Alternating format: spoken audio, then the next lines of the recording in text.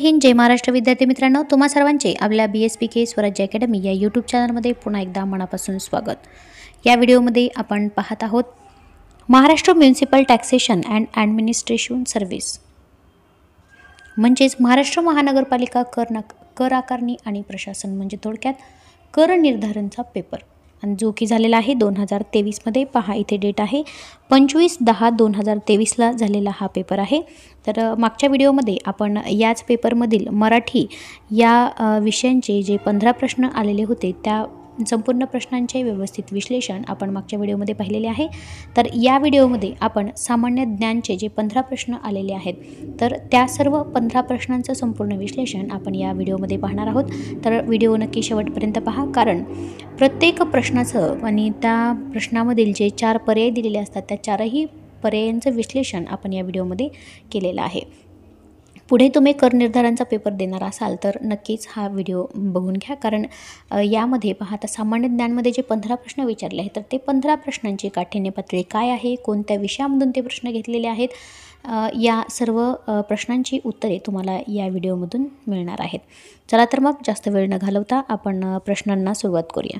पहा प्रश्न पहिला आहे 2001 ते 2010 या दशकात महाराष्ट्राच्या लोकसंख्येतील ग्रामीण लोकसंख्येच्या वाढीचा दर किती होता। आता पहा 2001 ते 2011 या दशकामध्ये विचारलेला आहे। तर ग्रामीण लोकसंख्या वाढीचा जो दर आहे तर तो होता 10.36%। लक्षात ठेवा, ग्रामीण लोकसंख्या वाढीचा दर आहे 10.36%। यानंतर पहा कोणत्या अनुच्छेदांतर्गत मालमत्तेचा हक्क हा वैध अधिकार करण्यात आलेला आहे। तर आता अनुच्छेद जे आहेत आपले तर ते सर्वांनी पाठ करून ठेवा, कारण यावर हमखास कोणत्याही परीक्षेमध्ये प्रश्न विचारलेलाच असतो। तर पहा आता यामध्ये अनुच्छेद जे 300 आहे, अनुच्छेद 300 मध्ये काय सांगितलं आहे तर खटले व न्याय प्रक्रिया हे अनुच्छेद 300 मध्ये दिलेलं आहे, खटले व न्याय प्रक्रिया। आणि यानंतर अनुच्छेद 300A हे याचं उत्तर आहे। अनुच्छेद 300A मध्ये दिलेला आहे मालमत्तेचा वैध हक्क। ठीक आहे, त्यानंतर अनुच्छेद 395 जे आहे ते खटले व न्याय प्रक्रिया याबाबत संबंधित आहे, खटले व न्याय प्रक्रिया। ठीक आहे,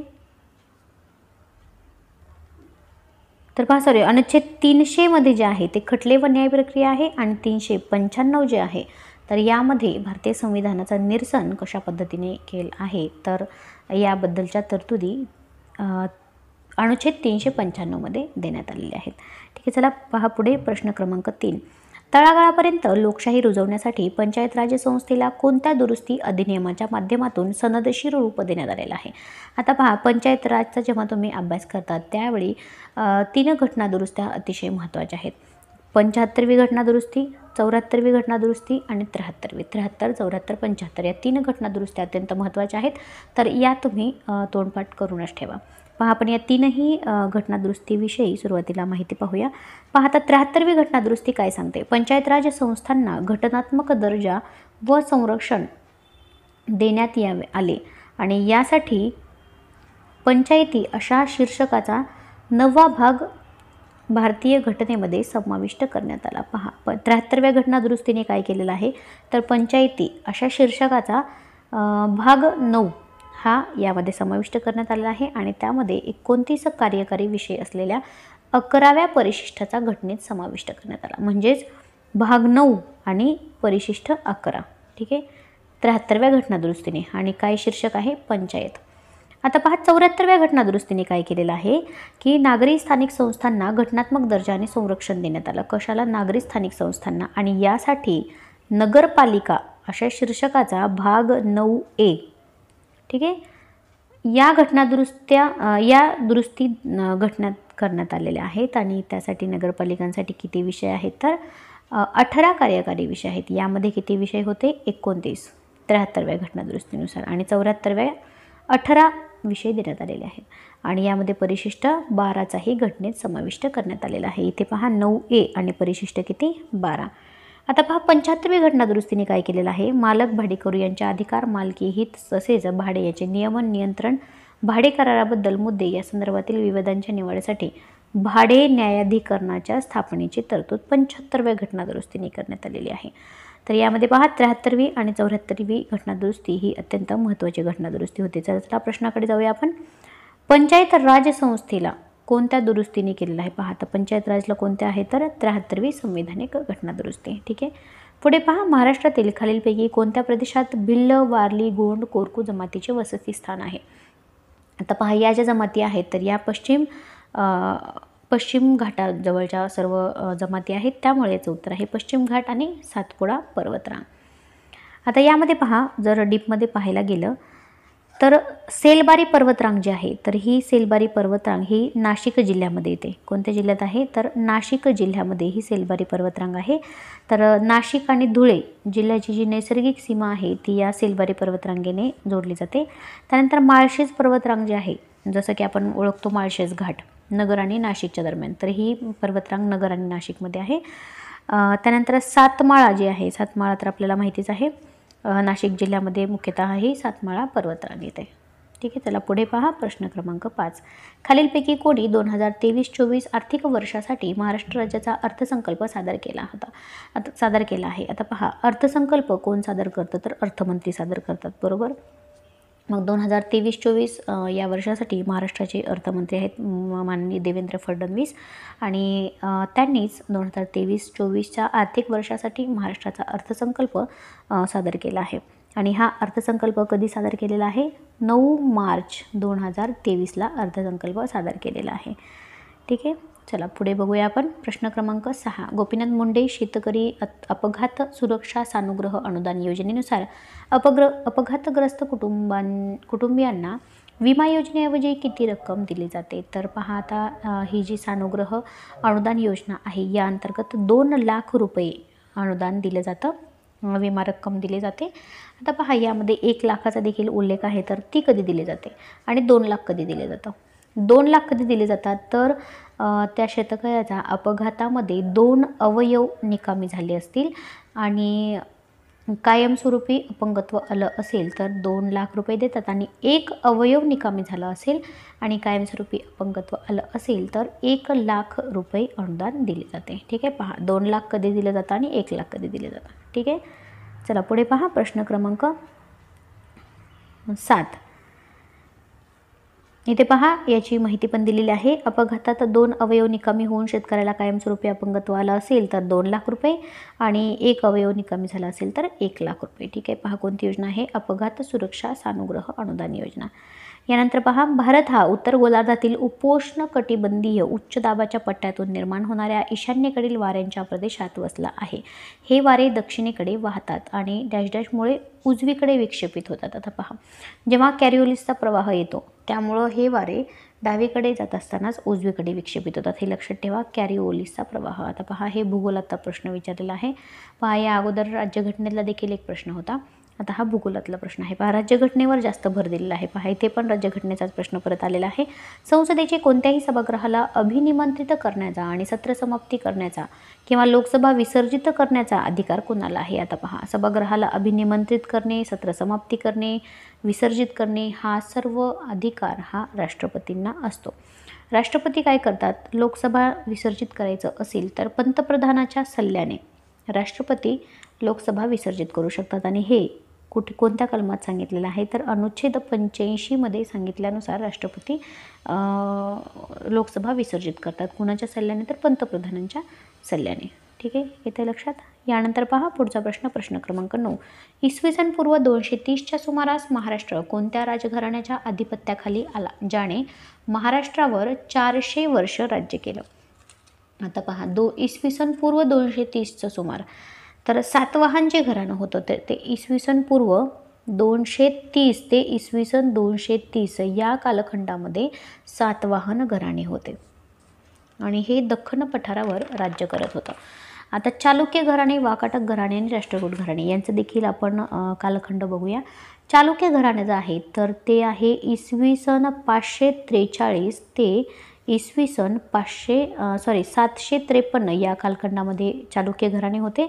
त्यानंतर वाकाटक घराणे होते इसवी सन 250 ते 500च्या सुमारास वाकाटक घराणे होते, आणि जे राष्ट्रकूट घराणे आहे ते 700 इसवी सन 753 ते 982 या कालखंडामध्ये राष्ट्रकूट घराणे दख्खन पठारावर होते. आता पहा, राष्ट्रकूट जे आहे दक्षिण, मध्य आणि काही अंश उत्तरेकडील भूभागावर होते. चालुक्य जे होते ते दक्षिण भारत आणि महाराष्ट्राचे प्राचीन मराठा राजकर्ते होते आणि वाकाटक जे होते ते विदर्भ आणि लगतच्या परिसरामध्ये होते. वाकाटक विदर्भ यावरून लक्षात ठेवा, वाकाटक हे विदर्भात होते. पुढे पहा, खालीलपैकी कोणते पठार पश्चिम आणि दक्षिण भारतातील सर्वात मोठे पठार आहे? डोळे झाकून याचं उत्तर आलं पाहिजे. दख्खनचे पठार हे सर्वात मोठे पठार आहे पश्चिम आणि दक्षिण भारतातील. ठीक आहे, पश्चिम दक्षिण भारतातील सर्वात मोठे पठार कोणते आहे? तर दख्खनचे पठार आहे. ठीक आहे, चला पुढे पहा, प्रश्न क्रमांक 11. 17व्या शतकाच्या सुरुवातीला ईस्ट इंडिया कंपनीने खालीलपैकी कोणत्या ठिकाणचा मुख्य व्यापार केंद्र म्हणून वापर केला होता? तर साहजिकच आहे, मुंबईचा ईस्ट इंडिया कंपनीने सुरुवातीला मुख्य व्यापार केंद्र म्हणून वापर केला गेला होता. 7 नोव्हेंबर 2022 रोजी भारताच्या नव्याने स्थापन झालेल्या 22व्या विधी आयोगाचे प्रमुख खालीलपैकी कोण आहेत? आता पहा, 22वा विधी आयोग, तर याचे प्रमुख अध्यक्ष होते न्यायमूर्ती ऋतुराज अवस्थी.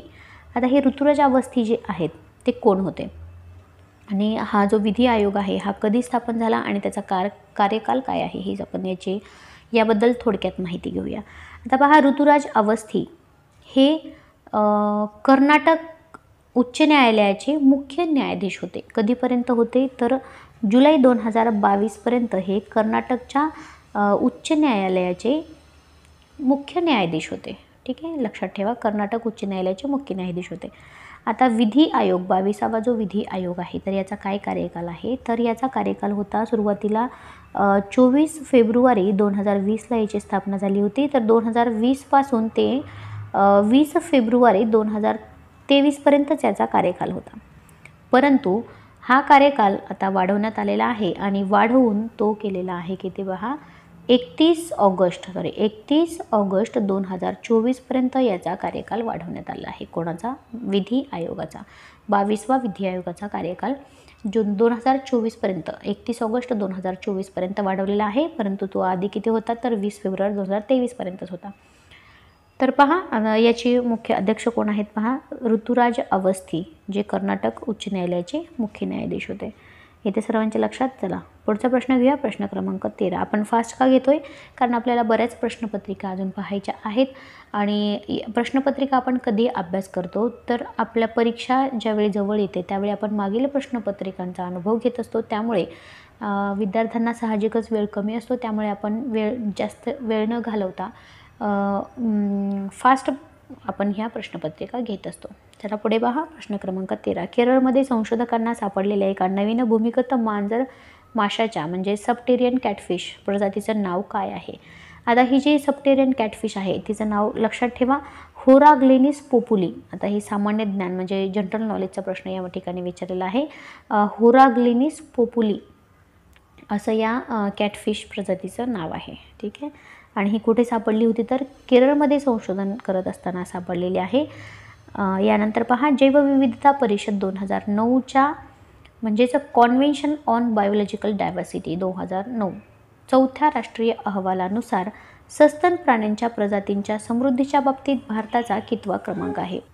तर पहा, आता या प्रश्नामध्ये काय विचारलेलं आहे की सस्तन प्राण्यांच्या प्रजातींच्या समृद्धीच्या बाबतीत भारताचा कितवा क्रमांक आहे? आता ही जैवविविधता परिषद 2009ला जी झाली होती तर त्यामध्ये जो अहवाल होता 4था राष्ट्रीय अहवाल यानुसार 7व्या क्रमांकावर भारत होता. कशा बाबतीमध्ये? तर सस्तन प्राण्यांच्या प्रजातींच्या समृद्धीच्या बाबतीमध्ये. तर भारताचा कितवा क्रमांक होता? 7वा क्रमांक. लक्षात ठेवा, भारताचा होता 7वा क्रमांक. यानंतर पहा, प्रश्न क्रमांक 15 शेवटचा प्रश्न आहे.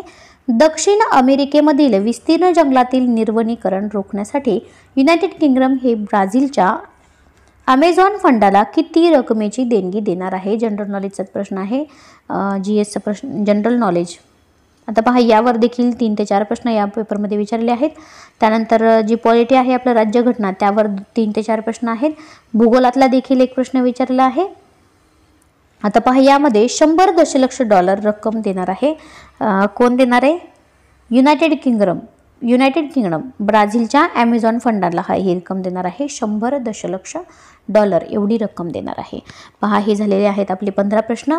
तर यामध्ये आपण पाहू शकता की जनरल नॉलेजमध्ये किती प्रश्न विचारले आहेत, पॉलिटीमध्ये किती प्रश्न विचारले आहेत, भूगोलात किती प्रश्न विचारलेले आहेत. ठीक आहे, त्याचबरोबर अर्थशास्त्रामध्ये देखील 2 ते 3 प्रश्न अर्थशास्त्र या विषयाचे देखील विचारलेले आहेत. तर या व्हिडिओमध्ये आपण इथेच थांबूया.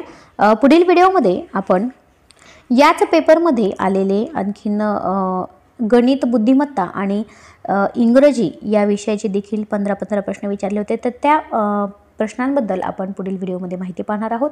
त्याचबरोबर विषयाशी संबंधित जे 40 प्रश्न विचारलेले आहेत तर ते देखील प्रश्न आपण आपल्या चॅनलच्या माध्यमातून आपल्या सर्वांच्यापर्यंत पोहोचवण्याचा मी प्रयत्न करणार आहे. तर जे कोणी चॅनलवर नवीन असेल त्यांनी चॅनलला सबस्क्राईब करा व बेल आयकॉन दाबायला विसरू नका, कारण बेल आयकॉनमुळे तुम्हाला हे लक्षात येईल की मी चॅनलवर आपल्या जो नवीन व्हिडिओ टाकत असते तर त्याचं नोटिफिकेशन आपल्याला मिळत राहील. ठीक आहे, धन्यवाद.